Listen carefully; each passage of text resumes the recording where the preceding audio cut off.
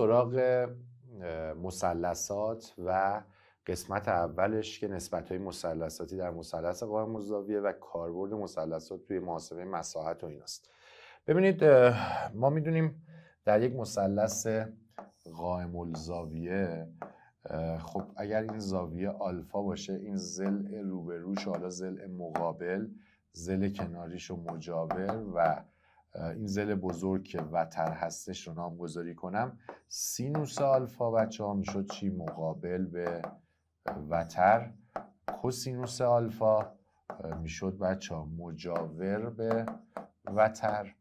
تانژانت آلفا بود مقابل به مجاور و خدمتتون عرض شود که کوتانژانت آلفا میشه مجاور به مقابل.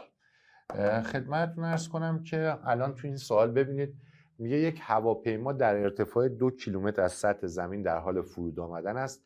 اگر زاویه هواپیما با افق حدود 13 درجه باشد، هواپیما در چه فاصله از نقطه آ فرود میآید؟ خب نگاه کنید، تانژانت 13 درجه هم به ما داده چند؟ 25 صدم. اگر دقت کنید ما در واقع اینجا یک مثلث داریم که طول این ضلعش 2 کیلومتره.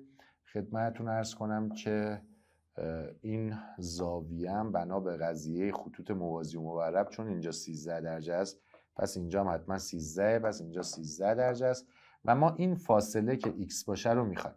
خب ما میدونیم تانژانت 13 درجه توی این مثلث قائم الزاویه میشه مقابل که 2 به چی بچه ها؟ به این x که مجاور ماست.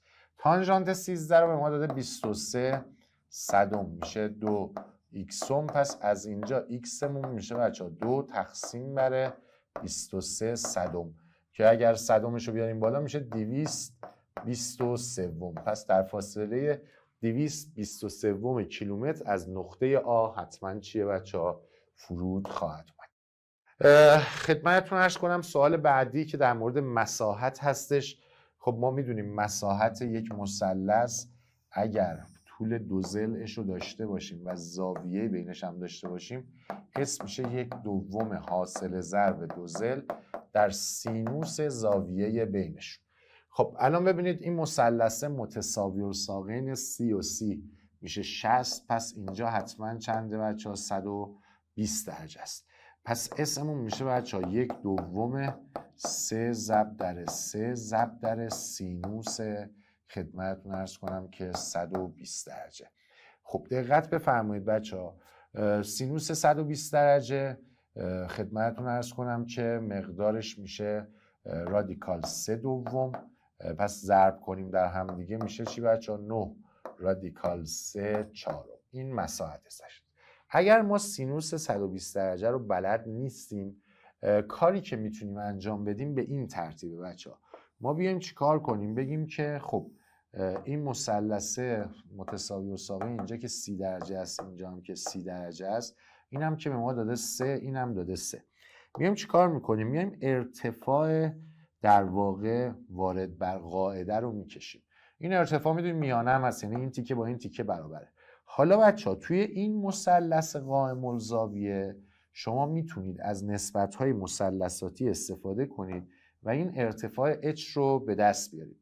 الان ما میدونیم مثلا سینوس 30 درجه مساوی میشه با چی بچه ها؟ مقابل به وتر، یعنی h به 3. پس از اینجا بچه ها سینوس 30 درجه که 1/2 میشه h 3. پس h مون میشه چی بچه ها؟ 3/2. حالا مساحت این مثلث رو به راحتی میتونیم چیکار کنیم بچه ها؟ به دست بیاریم. چجوری؟ ما بیایم اینجا یک فیثاغورس بزنیم تا این به دست بیاد، این که به دست بیاد این ورم دقیقاً برابر چیه؟ همونه. خب من این فیثاغورس رو میزنم، خدمتتون عرض کنم که دقت کنید میشه 3/2 مساوی با 3/2 به علاوه حالا اینجا هم اگر بذارم y/2. پس y2 مساوی میشه با 9 منهای 9 چهارم که در واقع میشه 27 چهارم. پس ایگرگمون میشه بچه ها 3 رادیکال 3/2. خب پس طول قاعدمون الان چی میشه بچه ها؟ 2 ایگرگه، میشه 3 رادیکال 3. حالا مساحتمون میشه 1/2 قاعده ضرب در ارتفاعمون که چند بوده بچه ها؟ 3/2 بوده. و از اینجا میشه 9 رادیکال 3 چهارم که با همون مقدار قبلیمون چیه؟ برابر هستش. خدمتتون عرض کنم که سوال بعدی رو نگاه کنید. این بار دیگه بچه‌ها مقدار سینوس 75 رو به شما داده، 96 صدمه. میگه مساحت این مثلث رو به دست بیارید. یه ضلعش 3 یه ضلعش 5 و زاویه بین این دو ضلع هم 75 درجه است. پس S مساوی میشه با 1/2 3 ضرب در 5 ضرب در سینوس 75 درجه. پس میشه 1/2 ضرب در 3 ضرب در 5 ضرب در چی بچه‌ها؟ 96 صدم. که اگر دقت کنید 2 رو با 96 صدم ساده کنم میشه 48 صدم. پس میشه در واقع 15 ضرب در 48 در واقع چی؟